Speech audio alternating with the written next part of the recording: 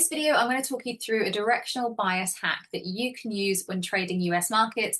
So I trade the US 30 or the Dow Jones in the New York session, but this also works if you trade Nasdaq, S&P 500, pound dollar, euro dollar, or any other US market. It works particularly well on news days when the news data comes out before the market opens. So you can actually see a reaction before the market opens. And if you are new to this channel, then welcome to Trading Angel. My name is Caroline. I'm an indices trader, so I trade the US 30 in the New York session. But I am in the UK, so all times I'm going to be talking about are going to be in UK time. I do love a pre-market directional bias checklist, and I highly recommend that every trader has one, and it's just a list of all the different things which are going to affect the market which you are trading, and you can do it in the half an hour before the session opens. So you can just go through, make sure you've done all of your checks and see how many ticks you get for bullish, bearish, or indecisive. You're never going to get 100% in one, or if you do, you're very lucky because that makes it very obvious. But most of the time, it's going to be a mix of both. And one thing that I have noticed, I've coached over 150 traders one-to-one, and the traders who go on to be very successful are really good at picking a directional bias. And that makes it so much easier for them to wait for a good setup in the direction that they believe the market is most likely to go in. And it also helps them to sit out of weaker positions as well. So I highly recommend you get a directional bias checklist. And in this video, I'm going to share with you an extra thing which you can put on your checklist, which will help you with the US market. And that is checking the 2-year US bond market. So on TradingView, all you have to do is go to the plus symbol on your watch list, go to bonds. It comes up as US2Y. So that's the 2-year bond. I'm a scalp trader, so I trade on the 1-minute chart, sometimes the 5-minute chart. I obviously do my charting and a lot of technical analysis on higher time frames, but when I'm actually trading, it's on very small time frames. Therefore, the 2-year works really well for me and what I'm doing.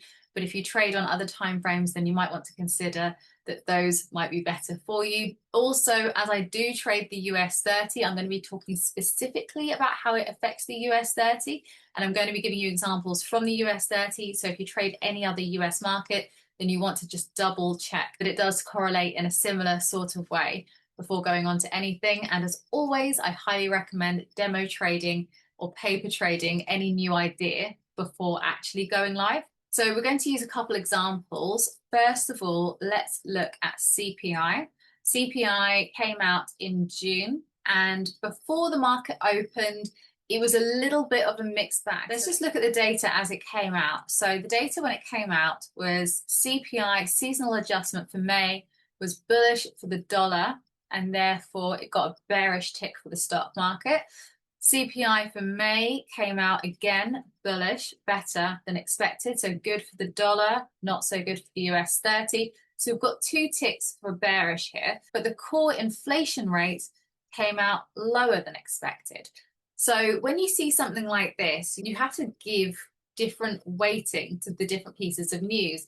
And if you're new to fundamental analysis, this can be a little bit confusing. Immediately, it looks like you've got 2 ticks for bearish and 1 for bullish because it's the opposite. So good for the dollar, bad for the stock market. So 2 ticks for bearish, 1 for bullish. However, the seasonal adjustment, that's what the SA stands for. That means that it's adjusted for that time of year. So it takes into account any kind of events or anything which will happen, which will affect prices in May. So this one will usually have a stronger initial reaction than this one. And this one, as in this case, overridden both of them. So even though there's only 1 tick here, it's kind of overridden both of them. Another thing which happened on this day was that Trump was making some statements about escalating the war in Iran.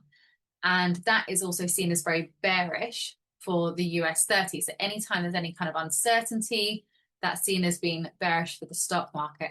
So we have quite a lot of ticks for bearish, and that made it a tiny bit confusing because actually what you see happened when the market opened, we got a spike up on the CPI news, and then it made its initial move up.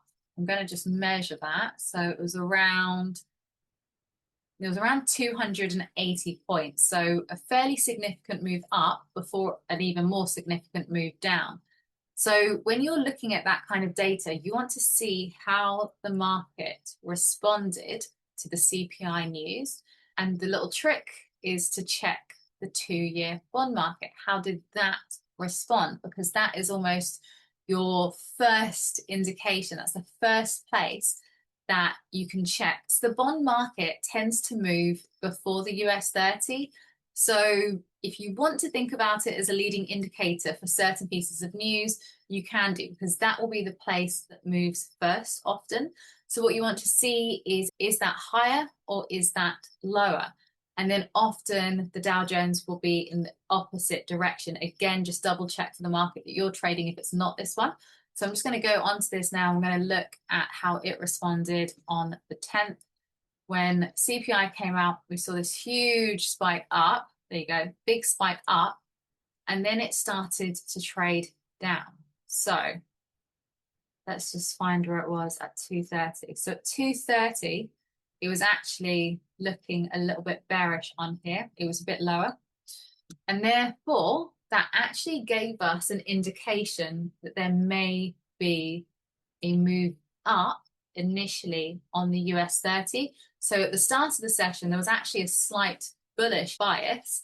And then obviously all of that other data meant that there was then a big move down afterwards. All right, so we're going to look at another example. NFP earlier this month came out better than expected. That's good for the dollar, not so good for the stock market. This is a little bit more straightforward because all pieces of data have come out giving ticks in the same direction. So if we just go back here, what we can see happened when NFP data was released, we got a spike up, then came down, went back up again, and then ultimately the main move of the day was very clearly down. Let's just have a look at how the US 2-year bond market also reacted. Okay, so you can see at 1:30, we're on the 5-minute chart here, so it says 1:35. But you can see that at 1:30, we had a very clear move up on the US 2-year bond market. And if you notice that on the US 30, we didn't actually get a move like this, quite like this. So this really extreme move up was actually a very, very helpful indication of what the main move of the day might have been on the US 30. So this would have given you a nice tick in the box of a bearish move on the US 30. So I highly, highly recommend adding the US 2-year bond market to your directional bias checklist, so that it's just something else to look for alongside all of your other checks to help you form a directional bias before the market open. If you want help with forming a directional bias, or you're looking for one-to-one coaching, particularly on the US 30, then you can send an email to info@tradingangel.co.uk and ask about the waitlist.